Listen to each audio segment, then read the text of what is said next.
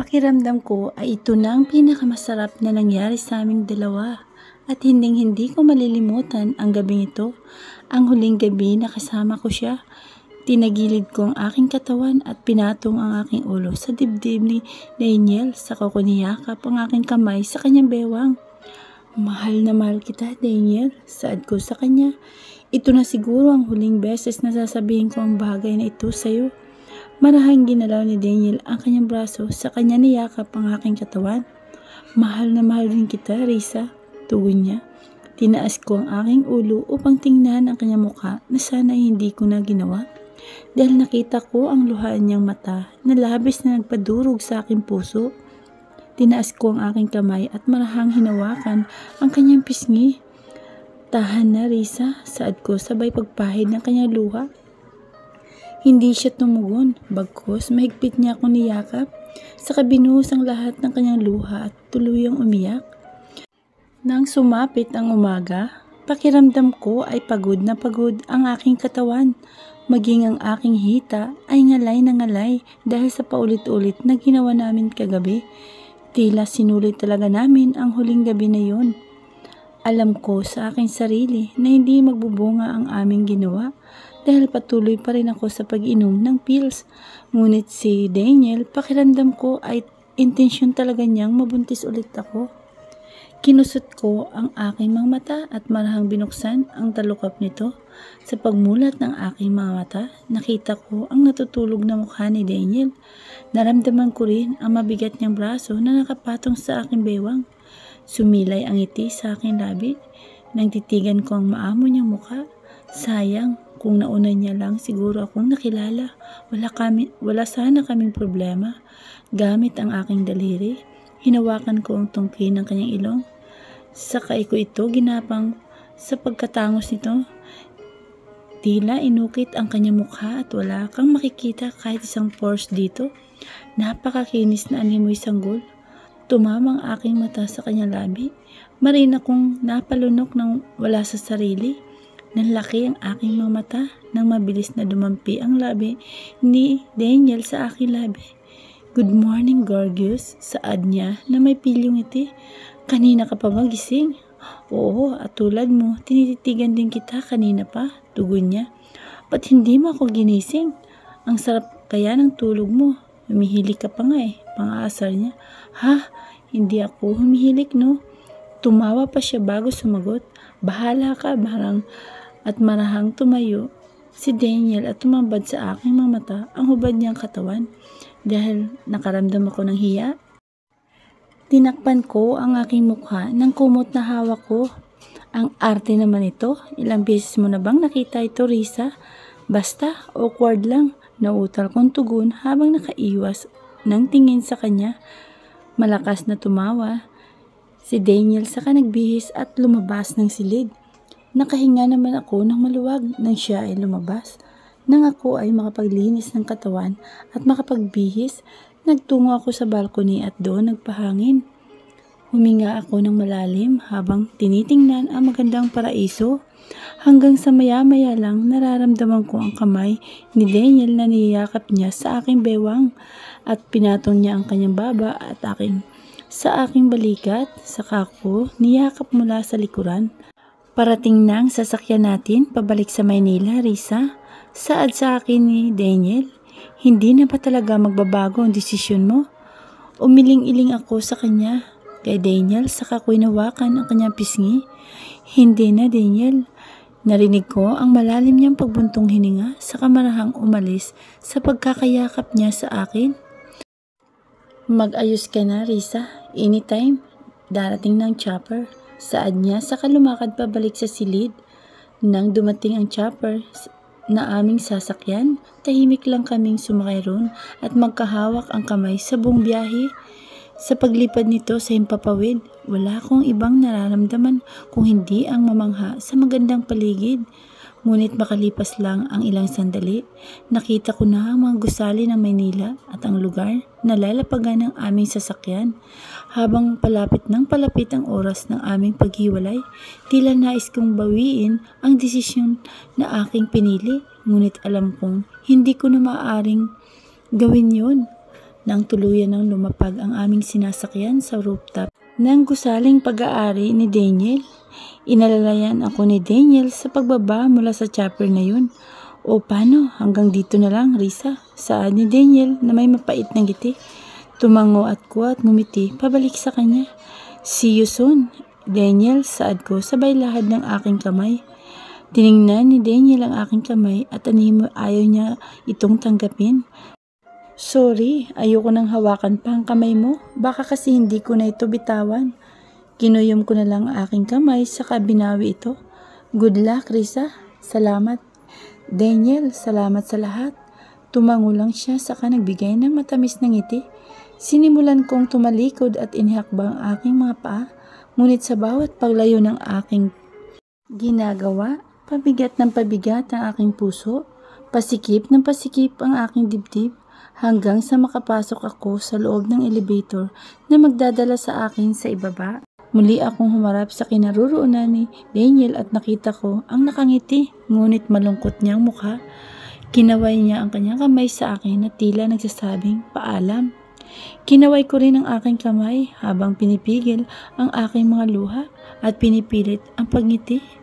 Hanggang sa mag-umpisa nang sumara ang pinto ng elevator at tuluyan ko nang hindi nakita ang kanyang mukha.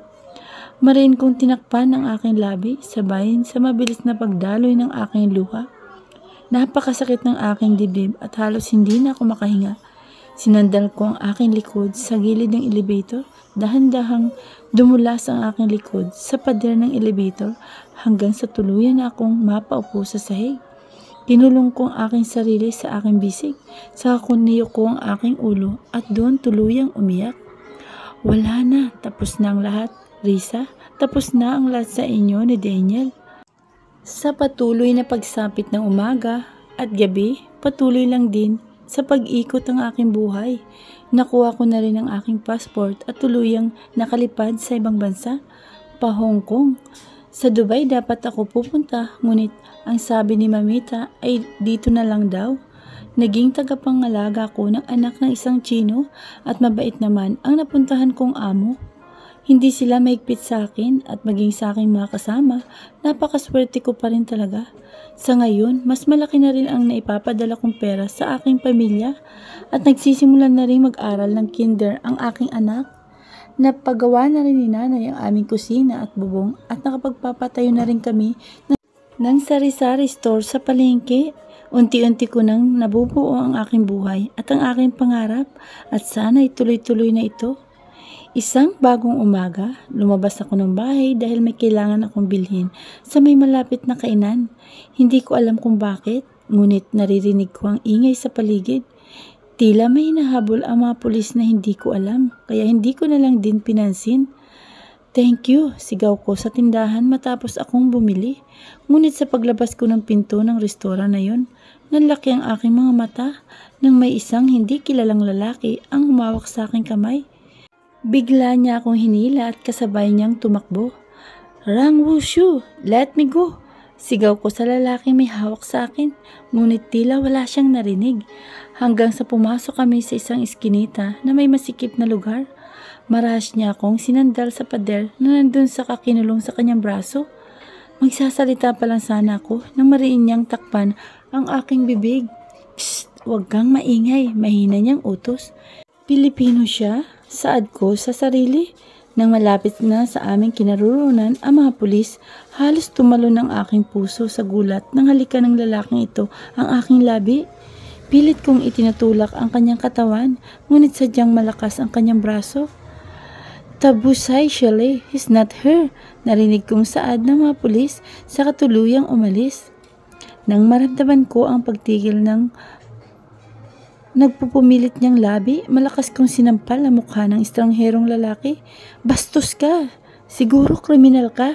Hindi ko makita ang kanyang mukha dahil sa sombrero niyang suot, ngunit nakita ko ang pagtaas ng kanyang labi.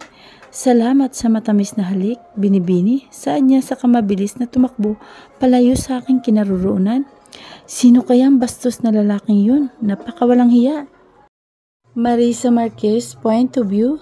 Simula nang mangyari ang bagay na yun, sa tuwing lalabas ako ng bahay, Madalas na akong magpasama kay Jean sa takot kong may makasalubong na naman akong kriminal. Nakakatakot na rin kasing lumabas-labas ngayon dahil sa talamak na nangyayari sa paligid. Hindi lang dito sa Hong Kong, kung hindi pati na rin sa Pinas. Patingin nga nay, saad ko ngayon kay nanay habang ka-video call ko sila.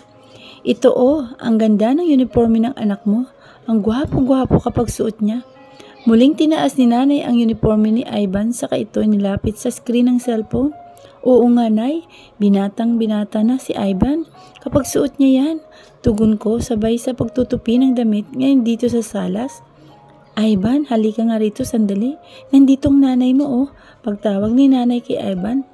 Sumilay naman ang malaking ngiti sa aking labi nang makita ko ang aking anak na ngayon ay nasa screen na ng telepono.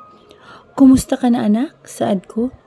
Ayos naman po nanay, huwag kang magpapasaway sa mga lolo at lola mo ha. Opo, tila napako ang ngiti sa aking mga labi habang kausap ko si Ivan. Pakiramdam ko ay nais kong tumawid sa kabilang screen upang hagkan at yakapin siya, ngunit hindi ko naman ito magagawa. Sa paglipas ng mga araw o panahon, habang lumalaki ang aking anak, hindi ko maipagkakaila ang pagkakahawig niya sa kanyang ama. Kitang-kita ang mukha ni Daniel sa kanya. Kung magkakarap siguro ang dalawang ito, para silang nakaharap sa salamin. Nagkwentuhan kami ng aking anak hanggang sa matapos ang aking tinutuping damit. Mabuti na lang talaga at wala ngayon ang aming amo dahil lagot ako kapag nakita nilang nakikipagtsikahan lang ako habang nagtutupi. O paano anak? Ibababa na ni nanay itong tawag ha? Marami pa akong gagawin. Sige po nanay, mag-iingat po kayo.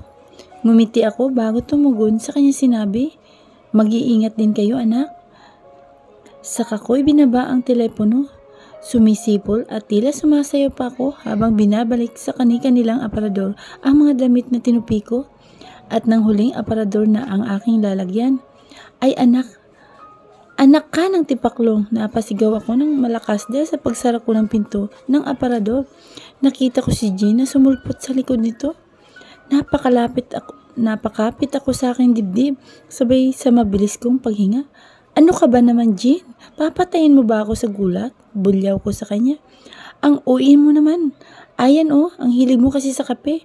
Natatawa pa niyang saad bago lumakad patungo sa kama nito sa loob ng silid ni Madam.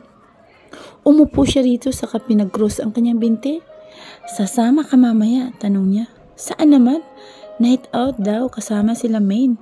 At kailan ako sumama sa mga night out, aber?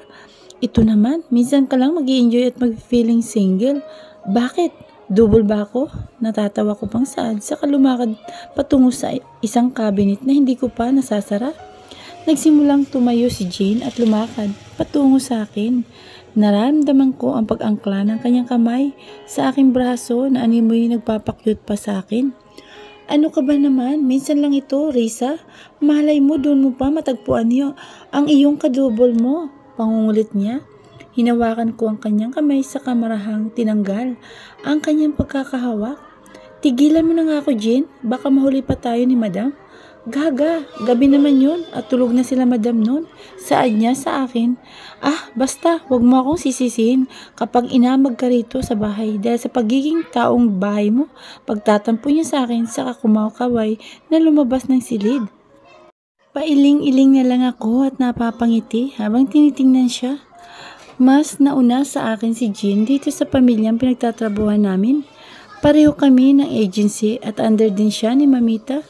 Mabait naman siya, madalas nga lang ay pilya. Ang kwento niya sa akin noon, nang nasa Pilipinas pa siya, madalas daw talaga siyang gumala at makipag-party. Graduate rin siya ng 2 years course at hindi niya raw akalain na ganito ang magiging trabaho niya rito sa Hong Kong. Pero okay lang, malaki na rin naman ang kita kahit papano. Sa tanang buhay ko, hindi ko pa naranasan ang mga naranasan ni Jean kahit kailan na hindi pa ako nakakapag-party dahil lumaki ako sa isla na tumutulong lang sa aking ama't ina. Kung minsan napapaisip din ako na what if ngayon lang nais kong maranasan ang buhay na hindi ko nararanasan. Lumakad ako patungo sa kama saka umupo. Nag-isip-isip akong mabuti at naisip kong hindi naman siguro masama kung subukan kong sumama sa night out nila mamaya. At ma-experience ko naman ang ang maging dalaga. Nang sumapit na ang gabi, nagtungo kami ni Jean sa isang open field na lugar sa tabi ng dagat. Maingay ang musika na maririnig sa paligid at alam mong may nagkakasiyahan. Nakasuot lang ako ng simpleng t-shirt at jeans, samantalang ang aking kasama ay nakasuot ng red dress na bakat sa kanyang katawan. Stiletto shoes at nakataas pa ang ponytail nito. Bukod pa sa mga incheck na narito, mayroon ding mga turistang Amerikano sa lugar na ito. Tila isang party sa club na may iba't iba ring ilaw. Ang totoo, ito ang unang beses na makapunta ako sa ganitong lugar. Napapanood ko lang ito noon sa TV at nababasa sa mga nobela. Ang daming gwapong papa, Risa, pasigaw na sabi sa akin ni Jean dahil sa ingay na nababalot sa paligid. Hindi na lang ako sumagot sa kanyang sinabi at sumama sa kanya na tumayo sa tabi ng isang bilog na lamesa. Maya-maya lang dumating na ang mga kaibigan ni Jean sa aming table at doon sila nagkwentuhan. Nagpakilala rin sila sa akin at kasalukuyan pa rin akong nahihiya sa kanila. Patuloy lang sila sa pag-order ng inumin at pagkain, sabay sa kanilang pagsayaw. Uminom ka, Risa, pag-aya sa akin ni Jean, sabay abot ng isang maliit na baso ng alak. Hindi ako umiinom. Salamat. Feeling virgin naman to, oh. Saad niya sa katumawa. Sige na, isa lang. Nahiya akong tumanggi sa kanya dahil nakita ko rin ang nakatingin niyang kaibigan. Kaya tinanggap ko na lang ang inumin na yun. Ngunit isang pang pag-inom ay nadagdagan pa ng 2, 3 at hindi ko na namalayan kung nakailan na ako. Ang alam ko lang, tila umiikot ng aking paningin at nangangapal ang aking labi. Saan bang CR, Jean? Pasigaw kong tanong kay Jean habang napapikit ang aking mga mata. Diretsuhin mo lang yun, Risa, pagturo niya. Paggewang-gewang akong lumakad patungo sa lugar na kanyang sinabi. Diretso lang ang aking tingin, kaya naman hindi ko napansin na may isang tao pala ang aking makakasalubong. Aray! Saad ko nang ako'y mabangga sa dibdib ng taong yon at tuluyang matumba sa sahig. Are you alright, miss? Tanong ng taong ito at dahil sa kanyang tinig, alam na alam kong siya'y lalaki. Yes, I'm fine. Tugon ko sabay sa pagpupumilit na pagtayo. Dahil sa napansin niyang pagpasuray-suray at hirap akong tumayo ng maayos, inalalayan niya ako gamit ang kanyang braso. Thank you, pasasalamat ko. Ngunit nagulat na lang ako nang bigla akong buhatin ng lalaking hindi ko kilala. Wait, what are you doing? Nahilo kong tanong. We're going to heaven, baby. Nalaki ang aking mga mata dahil alam na alam ko kung anong kanyang binabalak. Sinubukan kong sipa ang aking paa upang makatakas sa kanyang pagkakabuhat. Ngunit sadyang malakas siya dahil sa malaki niyang katawan. Jane, tulong! Sigaw ko, ngunit dahil sa malakas na tugtugan, tila hindi ako narinig ni Jane. Naramdaman ko ang malambot na sopa na nang marasa kong ibagsak ng lalaking iyon sa isang upuan. Tatayo pa lang sana ako nang daganan niya ang aking katawan at ipako sa kanyang kamay ang aking palapulsuhan. Let me go! Pagmamakaawa ko nang halikan niya ang aking liig. Help! Help me, please! Somebody! Sigaw ko, ngunit tila walang nakakarinig sa akin at walang pakialam ang mga tao sa paligid. Nagsimulang tumakas ang maliit na butil ng luha sa aking mga mata nang mariin ko itong pinikit. Nakaramdam ako ng kawalang pag-asa at pandidiri sa sarili nang hawakan niyang aking hita. Hey dude, that girl is mine, saad ng isang hindi kilalang lalaki. Dahilan upang tumigil ang taong nasa aking ibabaw. Marahan kong minulat ang aking mga mata nang marinig ko ang tinig na yon dahil tila pamilyar ito sa akin. Hinawakan ng hindi kilalang lalaki ang balikat ng nakadagan sa akin at sa pagharap nito sa kanya, nanlaki ang aking mga mata nang mabilis na tumama ang kamao niya sa lalaking nais akong pagsamantalahan. Agad na bumagsak sa sahig ang mapagsamantalang lalaki. Noon lang nakuha ang atensyon ng mga tao sa paligid at agad silang tumingin sa aming kinaroroonan.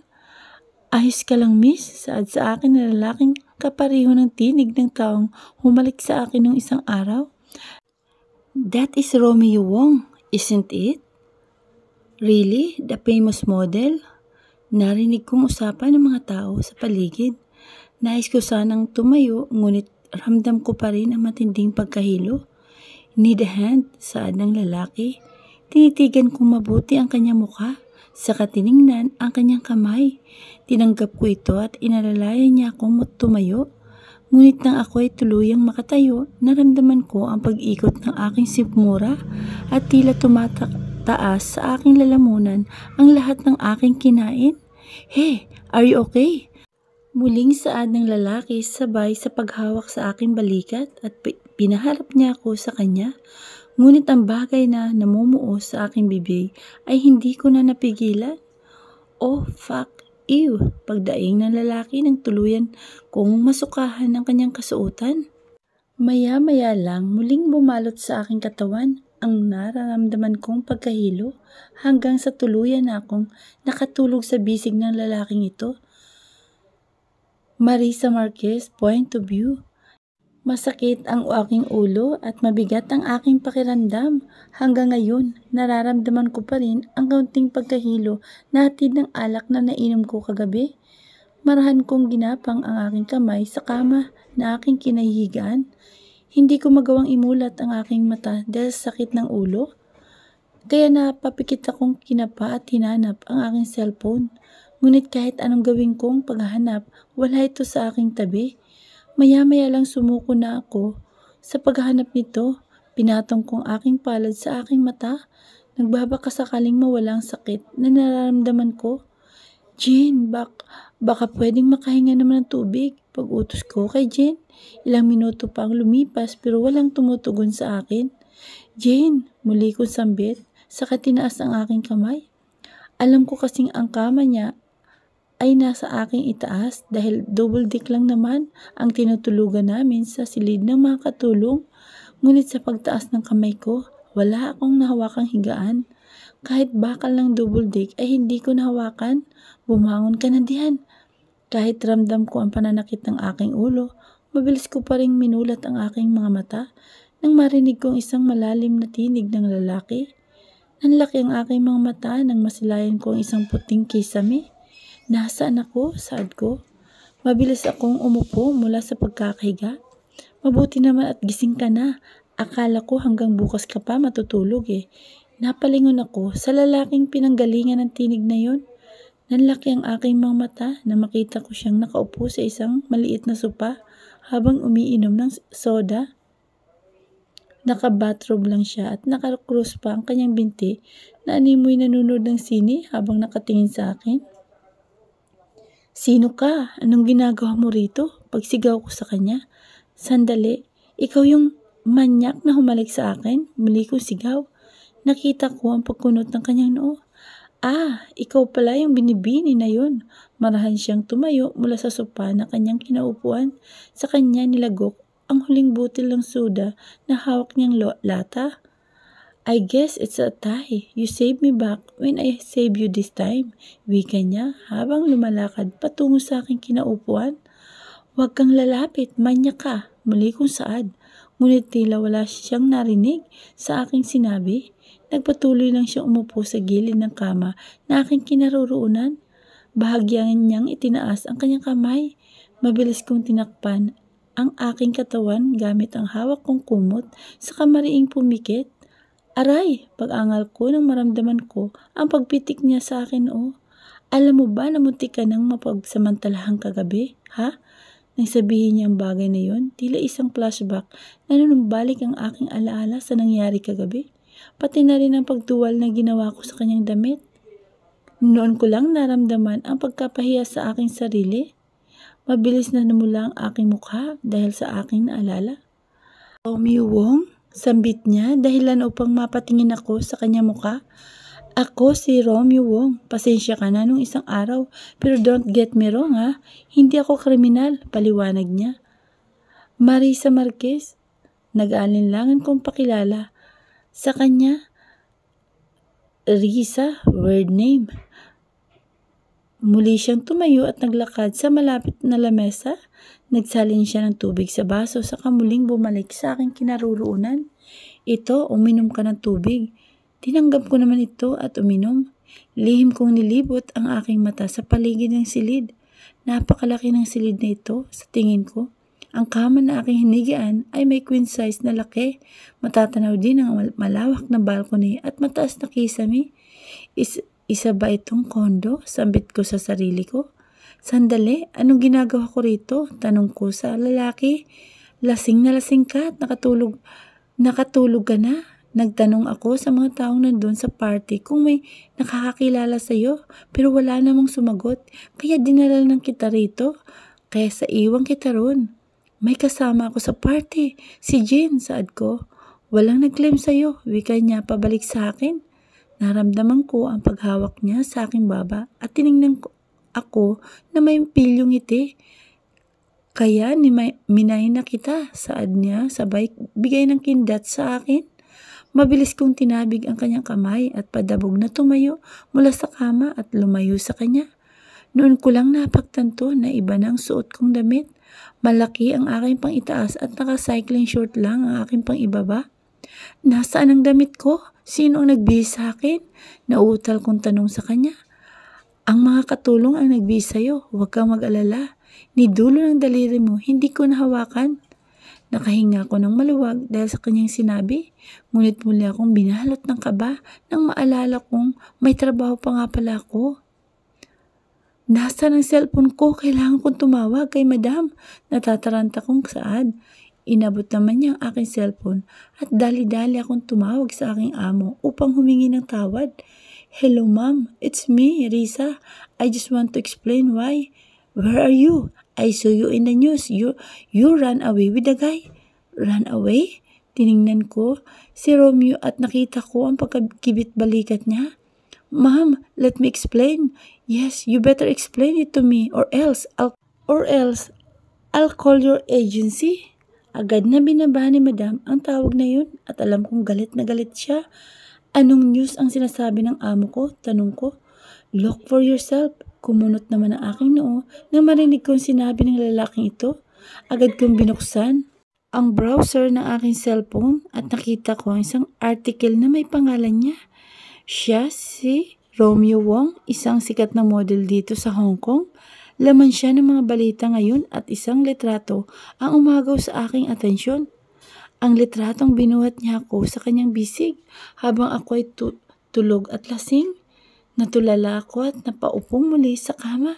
Tila nawalan ako ng lakas nang makita ko ang aking mukha sa internet. Paano ako nasangkot sa ganitong gulo? Ano na naman bang bagay na pinasok ko? Isang gabi lang naman akong uminom at ganito pa ang aking sinapit. Paano nang trabaho ko at ang pangarap ko para sa aking anak? Ito ang sunod-sunod na bagay na tumatakbo sa aking isipan. Mukhang malaki ang problema mo ha? Tinapunan ko ng masamang tingin ang lalaki na aking kasama. Kasalanan mo kung bakit ako nadawit dito, saad ko. Saka tumayo at dinuruduro ang kanyang mukha. Tinulungan lang naman kita. Ako pa ngayon ang masama, tugon niya sa akin. Isang pilyong ngiti ang sumilay sa kanyang labi. Ganito na lang, kapag tinanggal ka ng amo mo sa trabaho mo, kukunin kita bilang assistant ko. Ayos ba yon? Muli niyang winika. Kinuha niya ang isang pitaka sa kanyang bulsa. Sa kanilabas ang isang calling card at ibinigay sa akin. Her, tawagan mo ako kung kailangan mo ng trabaho. Iwan ko sa'yo, may araw ka rin. Galit kong wika sa kanya. Saka wala sa sariling kinuha ang calling card niya at nagmamadaling hinanap ang aking damit. Nagpalit ng kasuutan saka lumabas na ng silid na iyon. Sana'y hindi pa huli ang lahat upang magpaliwanag kay madam. Romeo Wong point of view. Gamit ang aking daliri, hinawi ko ang kurtinang tumatakip sa bintana sa katinanaw ang nagmamadaling babae na iyon sa kalsada. Bahagya kong tinaas ang aking kamay at nilapat sa tenga ang hawak kong cellphone. Sa tingin ko, magiging madali ang lahat ng pinapagawa mo sa akin, saad ko sa aking kausap na nasa kabilang linya. Marisa Marquez point of view. Nang ako'y makauwi sa tahanan ng aking amo, ngayon ko lang nasaksihan ang galit niya sa akin. Alam kong napakabait niya, ngunit ngayong nadawit ang aking pangalan sa isang article at halos lahat ay nais malaman kung sino ako. Tila nagbago ang kanyang ugali. kahit malumanay niya akong kinausap ng araw na yun, ay alam ko sa aking sarili ang nais niyang mangyari. Nais niyang mag-resign na ako dahil ayaw niyang madawit ang kanilang pamilya sa bagay na ito. Nababakas ang takot sa mata ni Madam nang kausapin niya ako. Hindi ko naman siya masisisi dahil maging ako ay nahiya rin sa aking sarili. Thank you for everything, Ma'am. Pagpapasalamat ko sa aking amo habang kami ngayon ay nakaupo sa sala. I'm sorry, Risa. I hope you understand the situation. Mapait akong ngumiti at tumango. Ang sabi sa akin ni Madam, siya na raw ang bahala sa lahat, pati na rin ang pagbabalik ko sa Pilipinas. Hindi ko akalain na hahantong sa ganito. Isang maling gabi lang ang aking nagawa, ngunit malaki ang nawala sa akin. Nagtungo ako sa lugar na ito upang buuin ang aking pangarap, ngunit ngayon ay uuwi na ako sa Pilipinas. Risa, sorry talaga ha. Kasalanan ko ito eh. Hindi na sana kita niyaya pang sumama sa party. Patawarin mo sana ako. Sunod-sunod na saad ni Jane habang nakaupo sa kama sa aking tabi. Ayos lang, Jane. Wala kang kasalanan. Ginusto ko rin naman na sumama sa'yo sa party na yun. At hindi mo naman ako pinilit. Sabay lagay ng tinupi kong damit sa malita na aking dadalhin. Sorry talaga, Risa. Kung narinig ko lang talaga yung tanong ni Romeo Wong, di sana napagtakpan pa natin. May mga media rin na nakakuha ng litrato, Jane, kaya wala pa rin tayong lusot. Saad ko, saka pinasok sa maleta ang huling damit ko. Oh, paano? Mukhang mauna akong umuwi sa Pilipinas. Ngumiti ako at inilahad ang aking kamay kay Jane. Hinawakan niya ito at hinatak ako sa kamahigpit na niyakap ang aking katawan. Sorry talaga, Risa. Sorry. Paulit-ulit niyang wika. Huwag ka nang mag-alala, Jane. Hinimas ko ang kanyang likod upang kahit papano'y mawala ang agam-agam niya. Ayoko naman na buong buhay niyang sisihin ang pagkaalis ko sa trabaho. Ang totoo, wala naman akong masisisi dahil ginusto ko rin naman yun. Ginusto kong mag-attend sa party na yun at tumikim ng alak sa unang pagkakataon. Di bale, siguro ay may darating na mas magandang trabaho sa akin. Nang tuluyan ako makapag-ayos ng aking sarili at handa na ako umalis sa bahay ni Madam, naramdaman ko ang pag-vibrate ng aking cellphone. Marahan kong pinasok ang aking kamay sa bulsa, saka ko kinuha ang aking telepono. Kumunot ang aking noo at nagtaka sa numerong naka-flash sa screen. Ngunit kahit hindi ko ito kilala, sinagot ko ng tawag. Hello, nagtataka kong pagsagot. Hello, Risa, si Mamita ito. Sumilay ang ngiti sa aking labi nang malaman kong si Mamita ang tumatawag sa akin. Mayroong isang employer na tumawag sa akin galing diyan sa Hong Kong. Maraming proseso para mailipat ka sa bagong employer. Pero mahihintay mo ba? Tanong ni Mamita. Opo, sige po. May kakilala ako riyan sa Hong Kong. Baka pwedeng doon ka na muna habang inaayos ko ang papeles mo. Sige po, Mamita. Maraming salamat po. Halos tumulo ang aking luha nang sabihin sa akin ni Mamita ang mga bagay na yun. Hindi ko akalain na may dating agad na biyaya sa akin.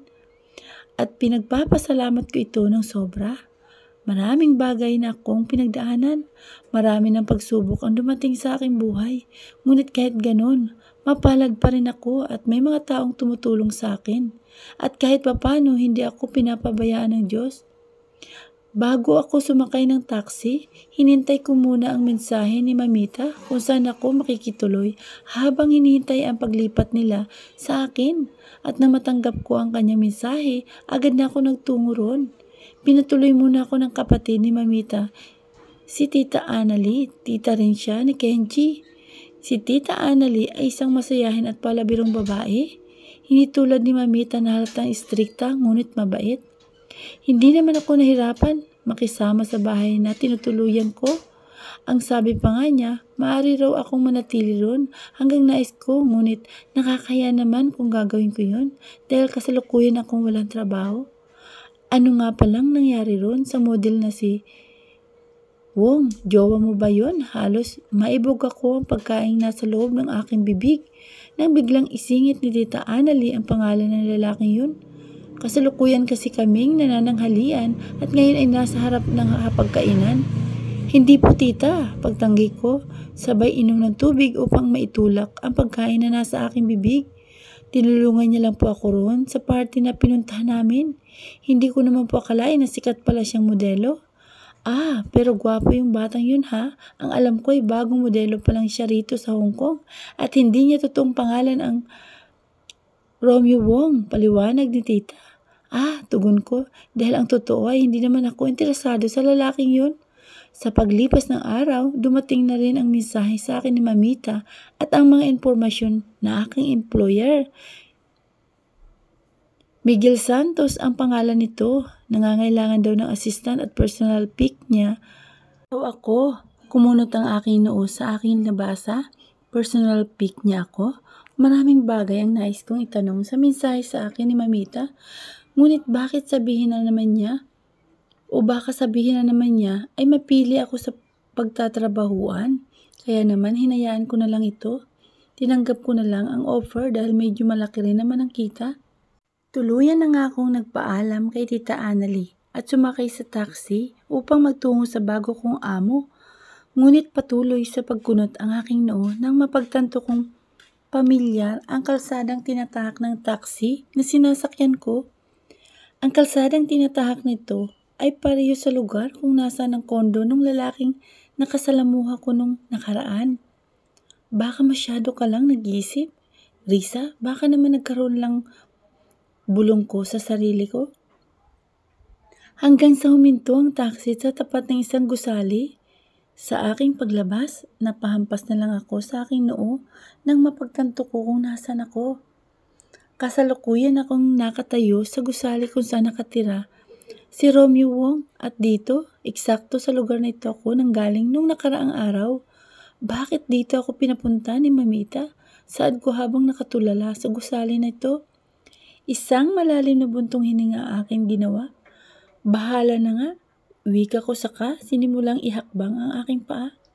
Binasa ko sa maliit na papel na hawak ko ang unit number ng bago kong amo. Dali-dali ako sumakay sa elevator habang hatak-hatak ang mabigat na malitang dala ko. Ang totoo ay nauuhaw na ako dahil simula sa biyahe kanina ay hindi pa ako umiinom. Sana naman ay makainom ako ng tubig sa bahay ng aking amo. Nang tuluyang bumukas ang elevator, agad kong hinanap ang unit number na nakasulat sa papel. Mabuti na lang at hindi siya ganong kahirap hanapin. Pinindot ko ang maliit na buton sa gilid ng pinto. Habang naghihintay, nilibot ko ang aking paningin sa paligid. Napakatahimik ng lugar na ito at may kasikipan ang pasilyo. Nakakarpet din ang sahig at halatang high class ang kondo na ito. Who's there? Mabilis akong napalingon nang marinig kong bumukas ang pinto. Hello, good day. Naputol ang aking sasabihin nang humarap ako sa taong nasa kabila ng pinto. Ikaw, sigaw ko nang makita kong muli ang mukha ni Wong. Sumilay ang isang pilyong ngiti sa kanyang labi. Mabuti naman dumating ka na, saad niya, sabay tanggal ng tuwalya sa kanyang ulo. Noon ko lang napansin ang nakatakip na tuwalya sa kanyang pangibaba at kitang-kita ang nagsusumigaw niyang pandesal sa tiyan. Sorry, mali yata ako ng unit. Saad ko sabay talikod. Nang akmang aalis na ako sa tapat ng kanyang pinto, naramdaman ko ang paghawak niya sa bandang likuran ng aking kwelyo. Sabay hatak sa akin papasok sa loob ng kanyang unit. Wala akong nagawa dahil sa malakas niyang pagkakahatak. Namalayan ko na lang na nasa loob na ako ng kanyang unit at nakaupo sa sopa niya. Nakikinig na sa mga rules and regulation na sinasabi niya. So, totoo nga, siya ang bago kong amo. Ano naman kaya ang pinaplano ng lalaking ito? Dahil sa kanya, nawalan ako ng trabaho. Naintindihan mo ba ang sinasabi ko? Tanong niya sa akin matapos magpaliwanag ng kung ano-ano. Pwede bang makiinom? Nauuhaw na kasi talaga ako. Tugon ko dahil pakiramdam ko ay nanunuyo ng aking lalamunan. Narinig ko pa ang pagbuntong hininga niya bago nagtungo sa lamesa at nagsali ng tubig sa baso. Lumakad siya palapit sa akin saka inabot ang isang basong tubig. Oh, ito na ma'am, pang-asar niyang wika. Sorry, tugon ko sabay tanggap ng tubig. Nagsimula akong uminom habang nakikinig sa kanya. Una, tawagin mo akong Wong. But just to give you a heads up, my real name is Miguel Santos. Screen name ko lang ang Romeo. Paliwanag niya sa akin. Tumango lang ako sa kamuling uminom. Pwede mo rin akong tawaging Daniel. Mabilis kong naibuga ang tubig na nasa aking bibig at nagkalat ito sa sopa na aking kinaupuan. Pinunasan ko agad ang aking labi dahil sa aking nagawa. Sorry sir, sorry, saad ko habang pinupunasan ng tissue ang nabasang tela. Bakit sa dinarami-rami ng nickname? Daniel pa. Ayos lang, marahan siyang lumapit at lumuhod sa aking harapan upang magpantay ang aming katawan. Pinatong niya ang kanyang palad sa aking ulo, saka ginulo ang buhok ko. Ang mahalaga, nandito ka na sa puder ko at madali na kitang mababantayan. Kumunot ang aking noo dahil sa kanyang sinabi. Anong ibig niyang sabihin? Sumilay sa kanyang labi ang malaking ngiti na tila isang lalaki na may pilyong iniisip. Marisa Marquez point of view. Risa, naramdaman ko ang isang kamay na tumatakip sa aking paa. Sandali lang po, nanay. Tugon ko sa taong gumigising sa akin. Anong nanay? Risa, gumising ka na. May trabaho ka ngayon, di ba? Mabilis na dumilat ang aking mga mata nang marinig ko ang tinig ni Tita Annalie. Saka ko lang napagtanto na matagal pala akong nakatulog at ito ang unang araw ko sa trabaho. Hala, oo nga pala, sigaw ko nang ako'y bumangon. Nakaramdam pa ako ng kaunting pagkahilo dahil sa bigla kong pagtayo, kaya pinahinga ko muna ang aking isip bago muling tumayo. Anong oras na po, tita? Tanong ko kay Tita Annalie. 9:00 na iha. Nako, baka pagalitan ka ng amo mo niyan. Bakit kasi hindi ka na lang niya roon pinatuloy? Mahabang istorya po, tita. Sige na lang po, mag-aayos na muna ako. Salamat sa pagising. Pagsisinungaling ko, sabay bigay ng isang malaking ngiti. Mabilis akong tumayo mula sa pagkakaupo sa kama, saka ako nagtungo sa banyo at naligo. Matapos ako mag-ayos, hindi na ako kumain at mabilis na sumakay na lang ng taxi. Siguradong magagalit si Wong dahil late na naman ako. Pinili kong ilihim ang pagtatrabaho ko sa taong yun. Hindi ko sinabi kay Tita Annalie dahil ayoko magkaroon na naman ako ng issue sa lalaking yun. Isa pa, hindi rin ako doon naninirahan dahil ang pangit naman yata tingnan kung isang babae at lalaki ang magkasama sa isang kondo. Basta, ang nais ko lang gawin ay ang magtrabaho ng maayos. At kapag nakaipon na ako ng malaking halaga at naipatayo ko na ng negosyo sa aming isla ang nanay at tatay ko, maaari na akong umuwi sa Pinas at doon na lang kumuha ng kabuhayan para sa aking pamilya. Itong aking pangarap at sana ay matupad ko na ito dahil miss na miss ko na ang aking anak. We're here, saad ng taxi driver na nagputol sa aking mga iniisip. Say, thank you, saad ko sa kanya at inabot ang bayad sa kanya. Marahan akong lumabas ng kotse at hindi pa man ako nakakaakyat sa kondo. Nakita ko na agad si Wong sa entrance ng gusali. Alam na alam kong siya yun dahil sa kakaibang kulay ng buhok niya. May touch of sky blue ang kanyang buhok. May tangkad na 5'9" at masasabi kong gwapo talaga siya. Pero ngayon ay nakasuot siya ng isang face mask, kunot ang noo at makikita mo sa kanyang mata ang inis niya sa akin. Bakit ngayon ka lang? Tanong niya sa akin habang hawak ang isang backpack. Kasi hindi ko naman maaaring sabihin na nalate ako ng gising. Papapasensya na po, yun na lang ang aking sinabi sa kayumuko. Whatever, saad niya. Nanlaki ang aking mga mata nang ihagis niyang dala niyang backpack sa aking direksyon. Mabuti na lang at nasa loko ito at hindi bumagsak sa sahig. Carry my bag, utos niya sa akin, saka lumakad patungo sa isang malaki at itim na van na naghihintay sa kanya. Iba't ibang lugar ang aming pinuntahan at kung saan-saan siyang TV station nag-guest. Sumakit ng halos ang aking mga paa sa kakasunod sa kanya.